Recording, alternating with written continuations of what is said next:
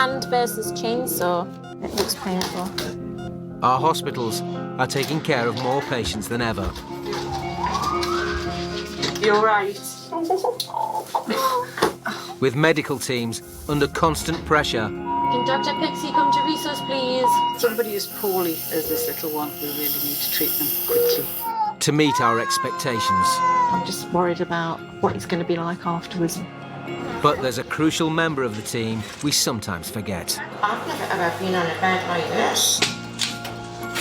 The hospital bed. Another ward, another story, another bed. In our lifetime, we are likely to need one of them at least 3 times. I've probably spent a quarter of my life on a hospital bed. In this series, our cameras have been given unprecedented access to beds in 4 very different hospitals across the country. It's life and death and everything that goes in between. We'll see the world through the bed's eyes. Hello, my love. Hiya. As they share the most challenging, I don't know what to do. I don't know. most intimate, and most rewarding Happy birthday. Hospital wonderful. moments of our lives. Thank you for being here. Have you been anywhere else? And a hospital cannot function without beds. Beds are vital. This is The Secret Life of the Hospital Bed.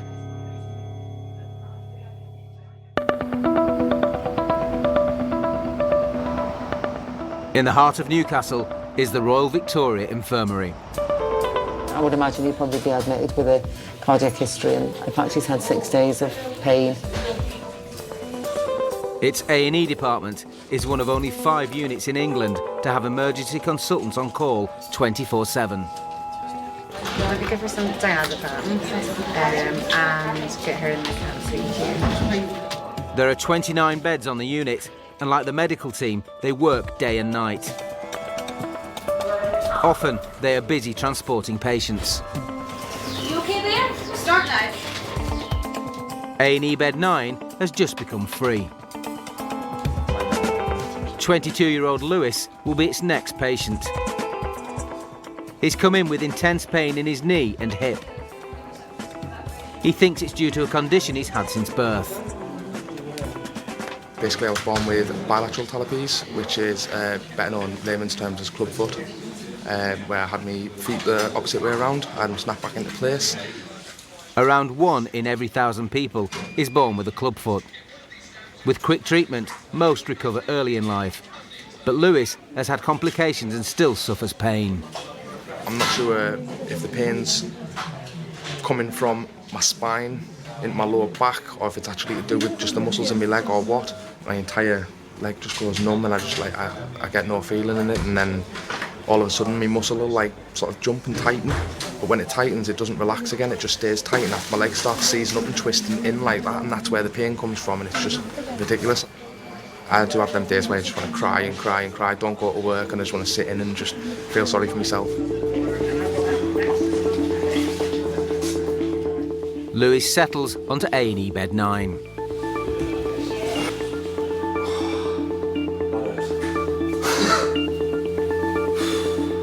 You're right. Name's Max. He's assessed by Dr. Richardson. When does the pain get worse? It tends to get worse on a night, but it does get worse at any point. Okay. Does walking make it worse, or is it just there all the time? It's there all the time, but don't get us wrong, my crutches make it easier, don't get us wrong, you know. And are you taking any medication at the moment? Nah, nothing works. The only time it's not hurt has been when I've taken like morphine or something like that, right, you know, okay, like a morphine based, like opiate. Yeah. Fair enough, I still can't like move it and kick it about and whatnot, but I can sit there painless. Right, okay, fine. Dr. Richardson needs to examine Lewis more closely. I don't know if it's got anything to do with it as well, mate, right, but look at that. Yeah, they're different lengths, aren't they? Whereabouts is it sore? Can you point to where the pain is in the knee, or is it all over, or? No, it's like behind that. Behind there. So Yeah. it's all in the middle of your knee, right behind there. Yeah. Does it hurt just sort of pressing on it? No. No. Can I bend your knee? I won't be able to keep this leg straight. Okay, that's fine. Just do whatever you need to do. So just... Just try and relax as best as you can. I know it's easier said than done. Is that as far as you can let it go? No, I can. If I bring my knee up right, I need to lift my bottom back off the floor. Do it like that. Okay. So you can't bend it. Yeah, that's absolutely ridiculous. Sorry, you saw there. No, not my knee, but it's just the leg pain is ridiculous. But where's the pain in your hip there? Okay, right, we'll straighten you back out. What about in your hip? Do you get pain in here? Right, where you've just pressed the tank. It's painful there, but a bit up. Okay. There, that's the epicentre, mate. So you get pain in your knee and in your hip. Okay, fine. I'm not really sure what's going on at the moment. I'm not entirely sure why he's got all this pain and what's been happening. Obviously, it's a long-term problem that he's come in with, and a flare of the pain today. So getting us to fix it today, I don't think that's going to happen, but we need some sort of plan for follow-up and investigation. And I'm going to go and have a chat with the bosses about how best to go about arranging investigation and further sort of management of this. I know, obviously, the miracles that they can perform these days. You know, I know I probably will be walking again, painless and that, no problems, but at the moment in my head I can't see it happening. Because like I say, you know, it's been 2 years, every single day drilling in the back of my head.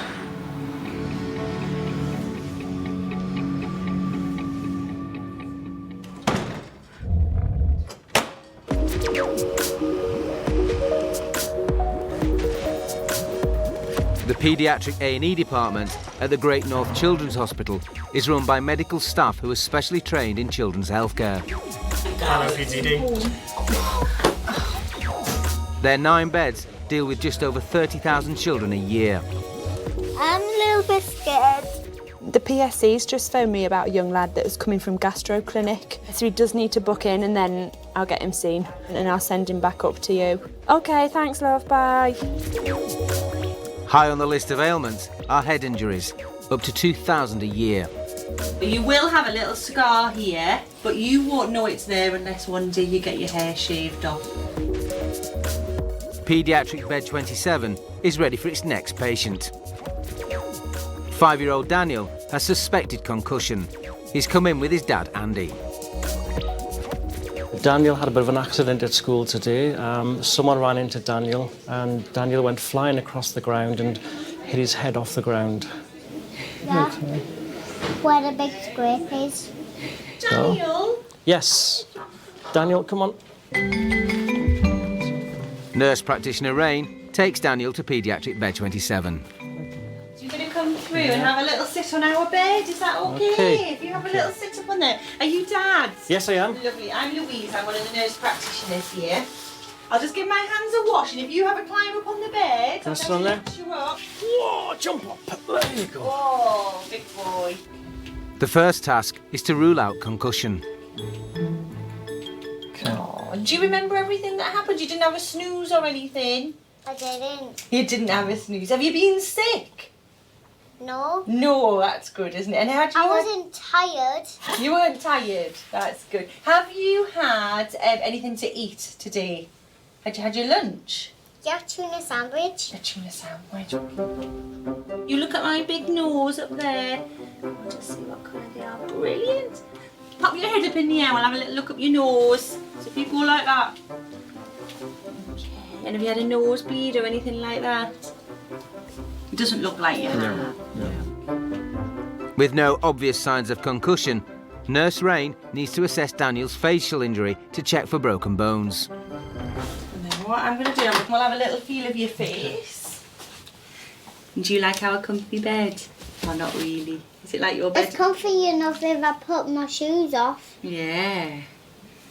I've let you sit up on the bed though, haven't I, with your shoes on? Would you be allowed to do that at home? Yeah. No. Does that hurt along there? That's where you've got your bruise, isn't it? It still hurts. It still hurts. Okay. I think you've just got a mark there and a little bit of an abrasion and a little bit of a bruise. I don't think there's any broken bones, so that's really good. Fantastic. Now, do you like stickers? Yeah. Which sticker would you like? Because you've been super brave today. The biggest one. The biggest? Which one do you think the biggest is? That one, because that's bigger than all. Do you think it is? Where would you like to stick it? Next to the dog. Where did you get the dog from? Got that from school, didn't you? For being brave. And is this so they don't forget who you are? I want it here. You want it just there? Okay. Well, it was lovely meeting you. What do you say, Go Daniel? home. Thank you. Okay. So he's a happy little boy with no significant clinical findings. He's alert and he's doing everything appropriately. It's a happy ending, nothing serious. We can go home and get some chocolate. Within an hour and a half of his arrival, Daniel is discharged. Come on.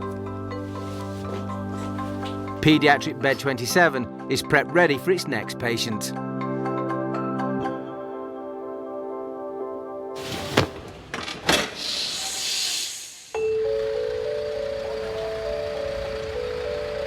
Queen's Hospital in Romford has one of the largest maternity units in the UK. Morning, you know where the maternity tree is? Yes. She needs to come to be checked out, all right? It includes a special centre for low-risk deliveries, with the option of a water birthing pool. There's also a higher risk, consultant-led ward. Hello. How are you? A little nervous. No, a little nervous. Good luck. Thank you. 28-year-old Shirley is in need of a bed. She arrived at the hospital several hours ago. She went for a walk as she was only in the very early stages of labour. Now her labour is progressing. Maternity bed 7 has been cleaned and prepped and is on its way to meet her.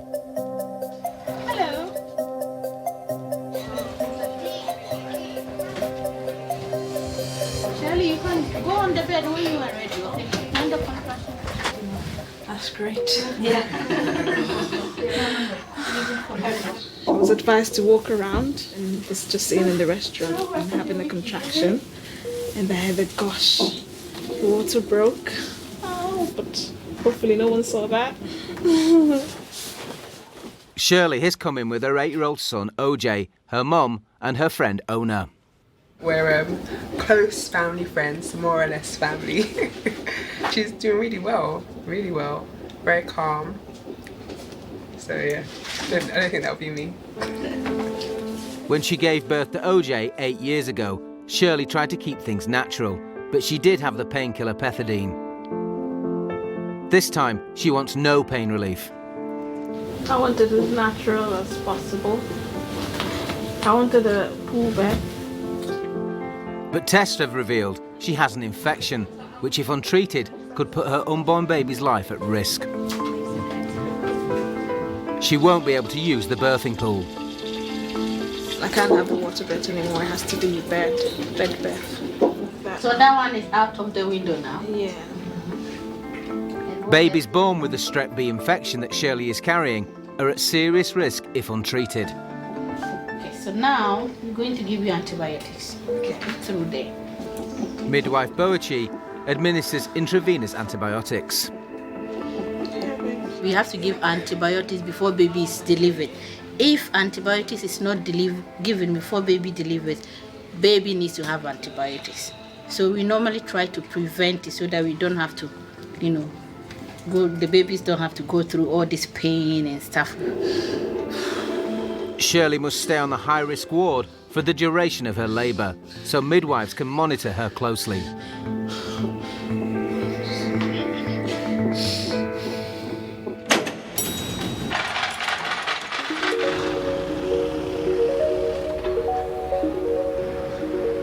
The Queen Elizabeth Hospital in Birmingham employs over 9,000 staff.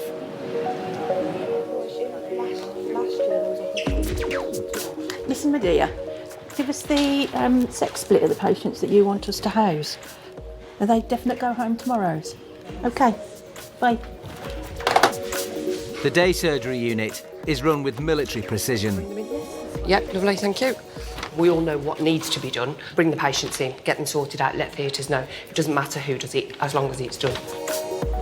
It's 81 beds, see around 2 patients a day. They work to admit, treat and discharge patients within a 12-hour shift. Day surgery bed 81 is meeting its first patient of the day. Oh, they're going to have a nice view straight up my pants, aren't they? 39-year-old Carl is here for an operation on his nose. Oh, let me know if there's anything that can't be shown before the watershed. He struggled to breathe through his left nostril since he was a teenager.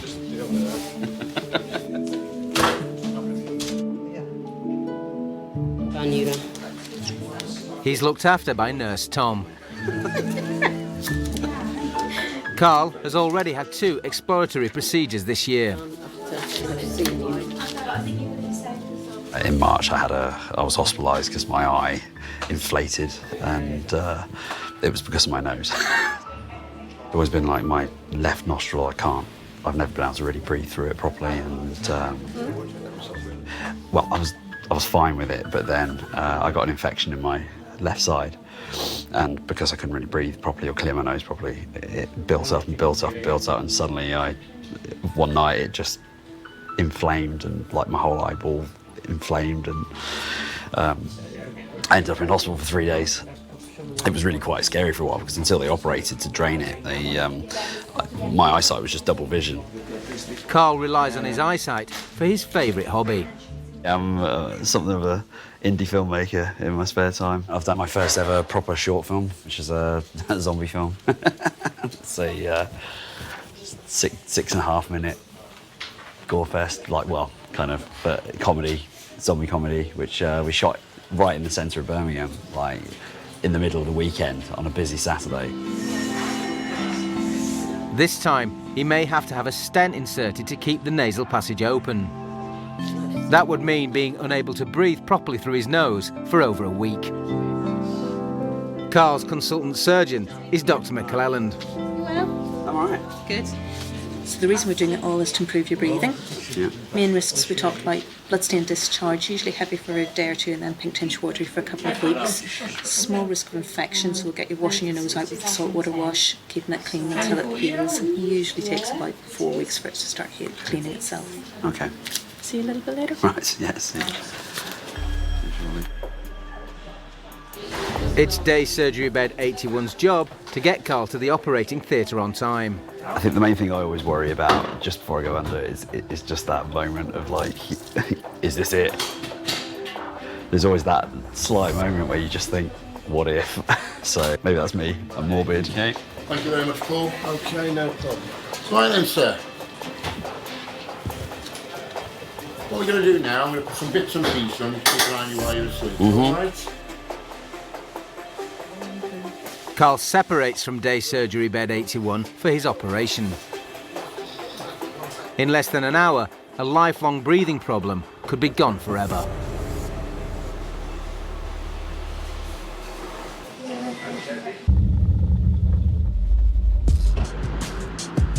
Back at Newcastle's RVI, A&E bed 9 has been playing host to Lewis for more than 30 minutes. Lewis was born with 2 club feet, known medically as bilateral talipes. He's in extreme pain. Just try and relax it the best as you can.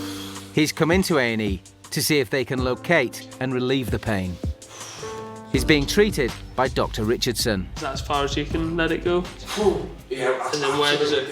Orthopaedic specialists have advised Dr. Richardson to examine Lewis's back. Oh, you don't have to roll right over, just onto your sides, fine. No, I can't. You can't do it with your sides, fine. Okay.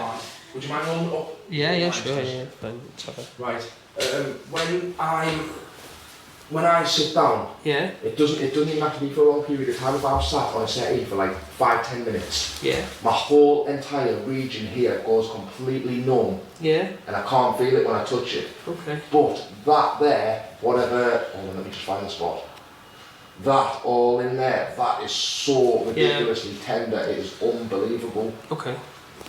That's fine. I think we need to get your pain under control, so I know you've said they haven't helped, but we should definitely get paracetamol in regularly and either ibuprofen or naproxen, one of those two. And then for something a little bit stronger, and that's where I think maybe a thing of the Oromorph might be. I would only give you a little bit. Can you guarantee that the Oromorph will at least take the edge off? Yeah, it's a good pain relief, definitely. Just until we find out what's going on and we'll get some sort of treatment for it. He will also book in Lewis for an outpatient MRI scan of his legs and back. We need to find the cause for the pain, and that's something that needs to be done with further investigation, more in depth, and possibly operations in the future to explore the joints and things like that. He's going to send an email to the orthopaedic team to get me seen to and to book an MRI. And he's prescribing me there the ibuprofen, the paracetamol and the Oromorph. So, it's better than anything I've had of any previous doctor ever. So I'm ecstatic with the outcome of today. And then this is his prescription for the other one. Lewis gets his medication and heads home. A&E bed 9 is prepped ready for its next patient.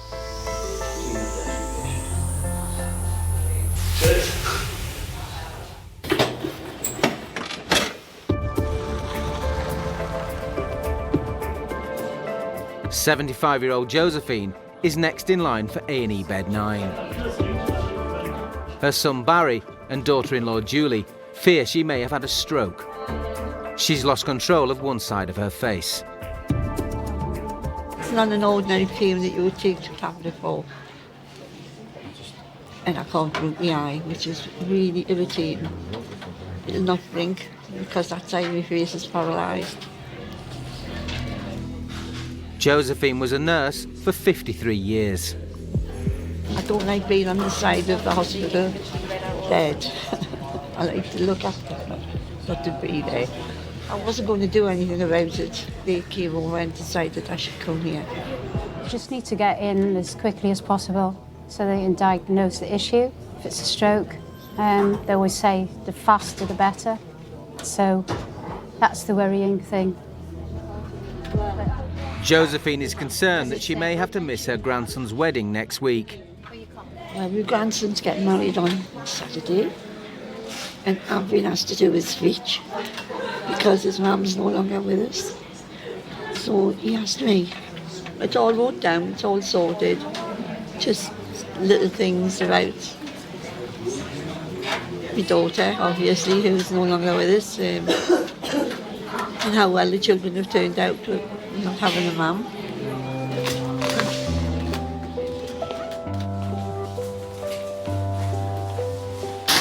Would you like to get up onto the plinth, so that's all right?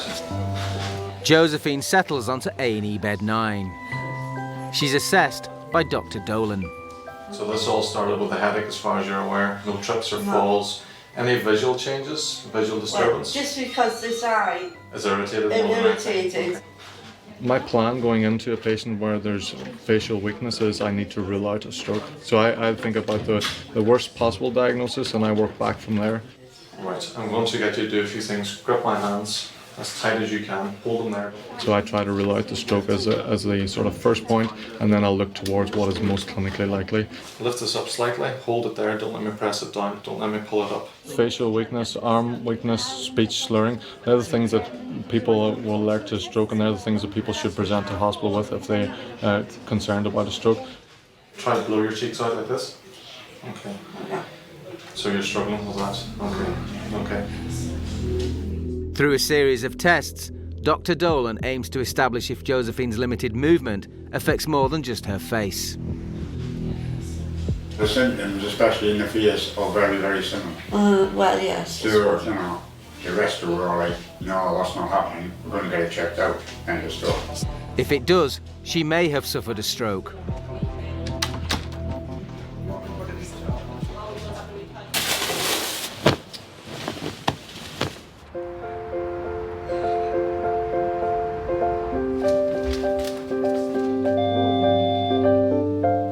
At Queen's Hospital in Romford, 28-year-old Shirley is on maternity bed 7. She's been in labour for 2 hours. We've been having contractions since 3 a.m. in the morning. We're just waiting for progressed, able to progress. And then, yeah, we'll see how it goes. Shirley wanted a water birth. That was ruled out after tests revealed she has the potentially dangerous infection, Strep B. Is the light okay? Yeah, that's fine.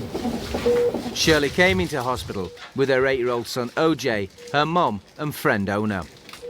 Ona's nipped out for some fresh air. Might be mine. Hello? Yes, yeah. I'm gonna get some food. You hungry? Okay, yeah. There's Pizza Hut across the hospital, just opposite. And also, my mum wants some chips. Okay. So pizza or chips? Yes, both. What kind of pizza? Like margarita? Pepperoni. When she gave birth to OJ 8 years ago, Shirley had the painkiller pethidine. This time round, she wants as little pain relief as possible. Now I think I'm coping quite well, better than before, because before I didn't know what to expect. But now I know it's coming every few minutes or so I can have a break in between, which is a good thing for me.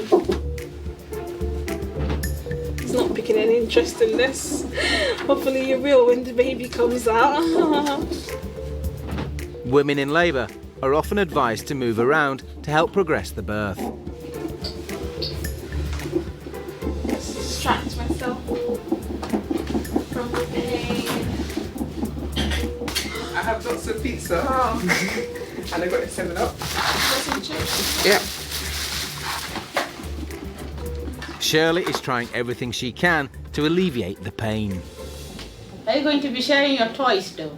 Are you looking forward? He's very caring, so I hope they get on well. It's been 4 cm since like, how many hours now?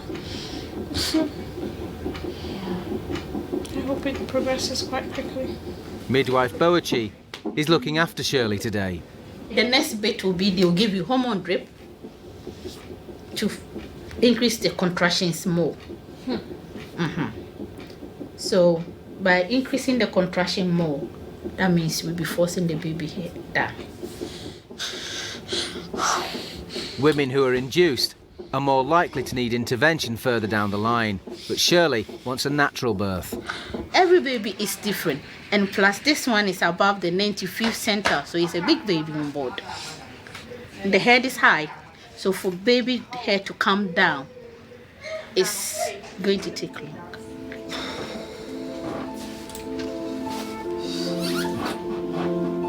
Shirley moves again. She wants to progress her labour naturally.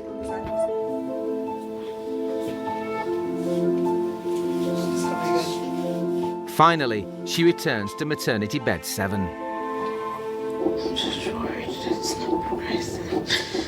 Be positive about this, okay? I'm crying. Don't cry. Because this...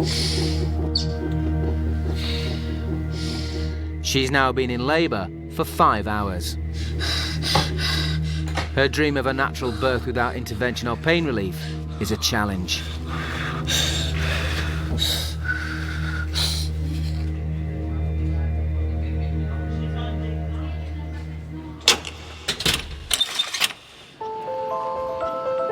Birmingham's Queen Elizabeth Hospital.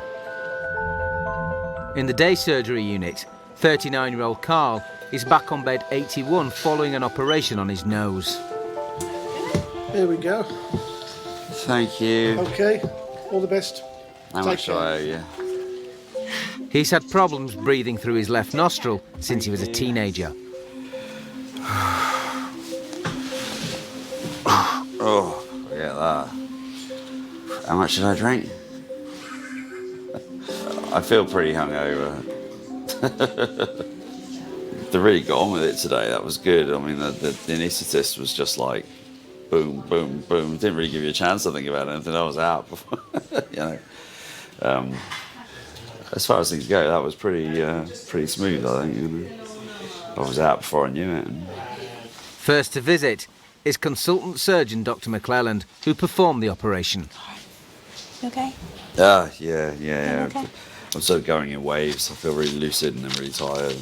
You were very happy when you woke up. Was I? That's fine. Do you remember me talking to you in recovery? Yeah. Yes. Yeah. It all went fine anyway. So I'll get you something to eat and drink in a bit, and then get you home later on this evening, all being well. So you said no splint, there was no splints? Just dissolving stitches.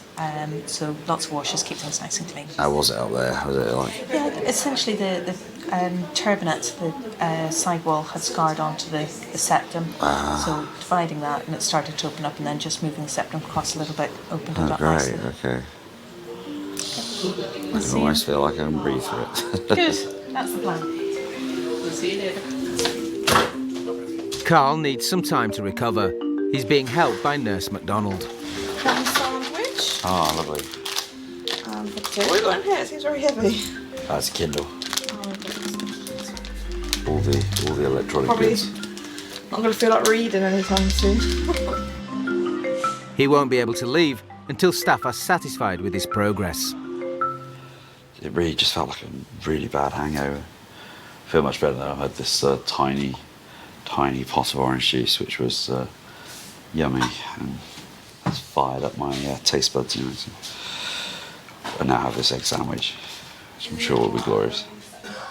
Carl's been out of surgery for an hour and a half now. His nose keeps on bleeding.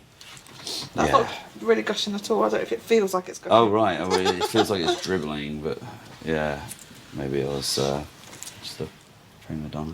A little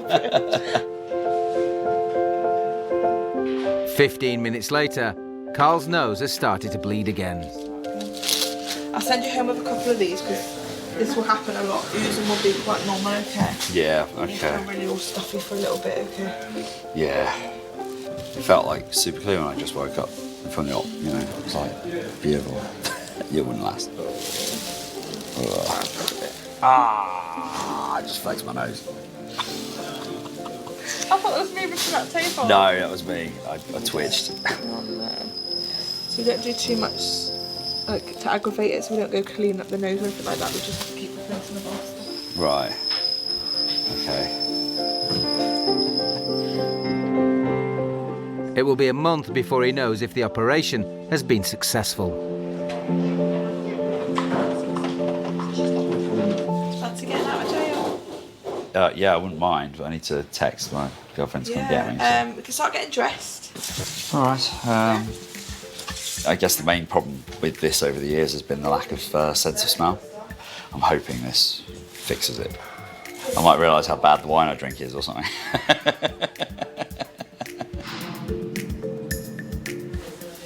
Carl takes the obligatory selfie. Then his girlfriend Caroline arrives to collect him. Hey. You're right. After 6.5 hours with day surgery bed 81, it's time to go home. All right, we're off. Yeah, I think a bit of an opportunity to just rest properly this week will do me the world of good, I think. So yeah, I'm just going to rest up and take it easy and hopefully feel better quickly. Right.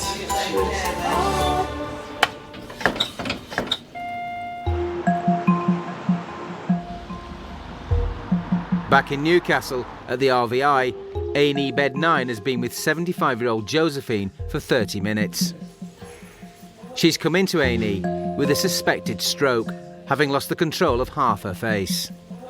Josephine left it several days before telling her son Barry and daughter-in-law Julie. She's so independent, and we always say, you know where we live, or you were just a call away. And then when something like this comes along, but it's a bit of an eye-opener for us. I didn't think my speech was that bad. I was still thinking it's maybe this stroke, and I might not be able to talk correctly. Josephine was a nurse for 53 years and has struggled to slow down since she retired last year. She just does loads. She's always there for everybody. She's from a big family. There's 6 or 7 sisters, and she's the eldest, so she does the running around. My sister the other day turned around and said, I've just realised how old you are and what the amount of things you get through. Like, you know, I take them shopping, I do all my training, and I run them to the town, I pick them up, I pick their grandchildren up and everything. There comes a time when you're going to need to slow down. But not yet, obviously. Well, I mean, I managed to give a job up last year, have we? I know it was 15 years later than I should have done, but... She's always done loads, and she's just taken on this massive fitness regime where she's going to the gym, swimming, Zumba, you name it, all the time. Josephine has a busy week ahead. She's planning to give a speech at her grandson's wedding in 5 days' time. To be asked to do this speech at the wedding is just so important to her, and we just wanted to get to do that, and actually just to look normal, you know, to look that to get rid of some of that droop, and perhaps herself she doesn't realise what it looks like. Dr. Dolan has carried out his examination and has a diagnosis. So everything that I've seen on examination is reassuring that it's not a stroke. My diagnosis is that it's a Bell's palsy. Bell's palsy is a condition that affects the facial nerve. It's poorly understood the cause of it, but it's related to the herpes simplex virus. And the recommendations from the ear, nose and throat doctors, the specialists deal with it, is that we do give steroids for you for 5 days. And that's in the hope of reducing the duration of it, okay? Right. Most cases resolve in time, but around 20% of them leave a more serious long-term problem. The other issue is the eye. From our point of view at the moment, the main thing is to make sure that we don't cause any damage to the eye. There's a higher risk of long-term problems from Bell's palsy for people over the age of 60. Some patients develop ulcers on their eye, which can lead to infections and sometimes blindness. The eye is failing to close completely. The reason that we've got eyelids is to lubricate the cornea on the outside of the eye to ensure that it's protected, and that's particularly important in sleep. And throughout the day when we're blinking, we're lubricating our eye constantly. So she's failing to do that at the moment. Well, we're going to give you some lubrication. I've got some. Have you got some ready? So what we need you to do is tape your eye closed. We'll give you an eye patch and some tape to do that. I've got iPads and Have tape. you got iPads and tape? Okay. So you need to tape it That's at the way night I've been time. went to bed for the last 2 nights. It has to be completely taped up to protect the Yes. eye. Okay. Trying to avoid touching the eye. I know it's very easy for me to say that it's so easier to irritated. close the eyelid because it's not closing, you see. Yeah. Be careful when you get off the bed. Really high. Okay. Any questions from yourselves? No, thanks very much. No problem. Reassured, Josephine leaves A&E bed 9. She's determined to say some special words at her grandson's wedding. Very relieved that it wasn't more serious than it is. And my family are happy that it's not what they thought it was. It's fine. It'll all be good. It'll all be good. It'll be cool for the weekend, that's even better. Yeah. Yeah. I'll read my speech a couple of times and I'll be fine. A&E bed 9 has been prepped and is ready for its next patient.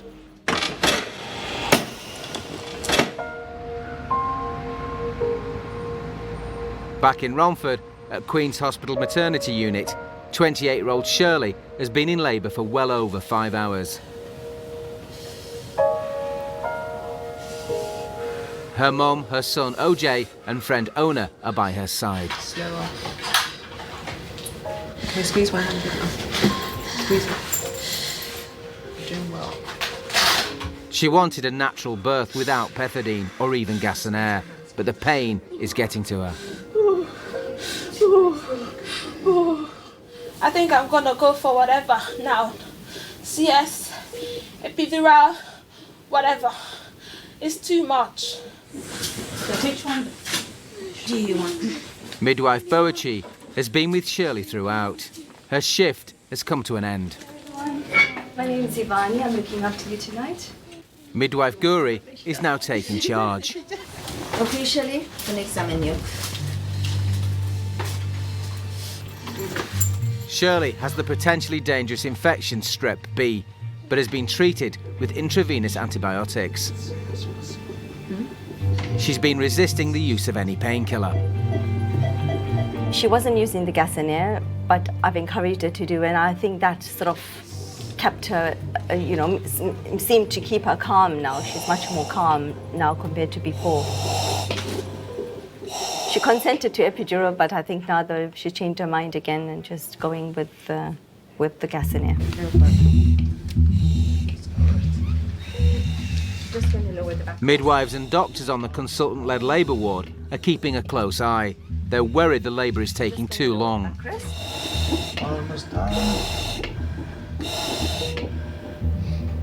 Give me made a good progress. You're about 7 centimeters dilated, which is really fine.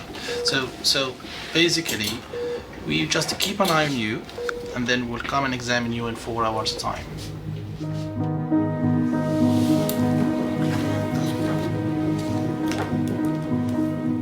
Shirley has had contractions for more than 12 hours. There's one there, just use that, I'll bring another one. She and her friends and family are all exhausted.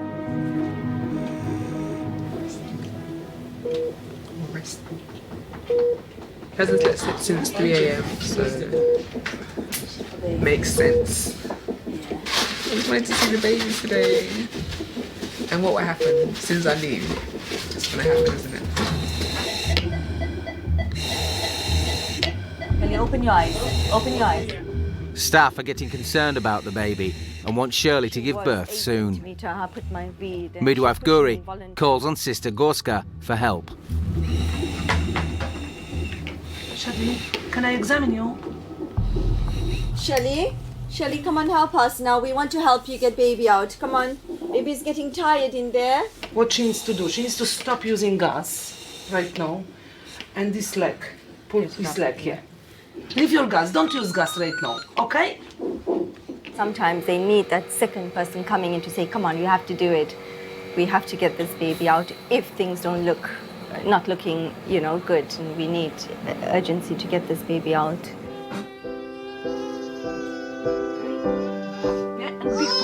Big pull. Keep pushing. Baby's coming.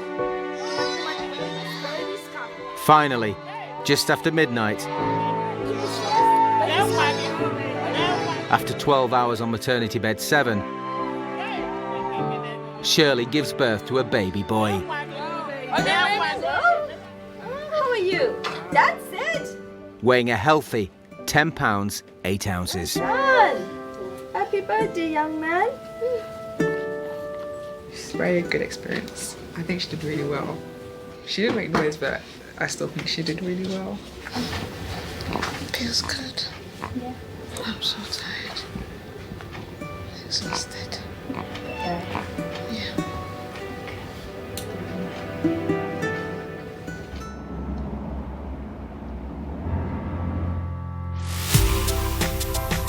Our hospital beds have given us intimate access to the work of the NHS. Josephine managed to make the speech at her grandson's wedding. Daniel's recovered from the bumps and grazes to his head, and he's still enjoying chocolate. Carl can now breathe properly through his left nostril, and Shirley is enjoying life with her new baby boy, Tyler. The beds are now back on their wards, ready and waiting for their next round of patients.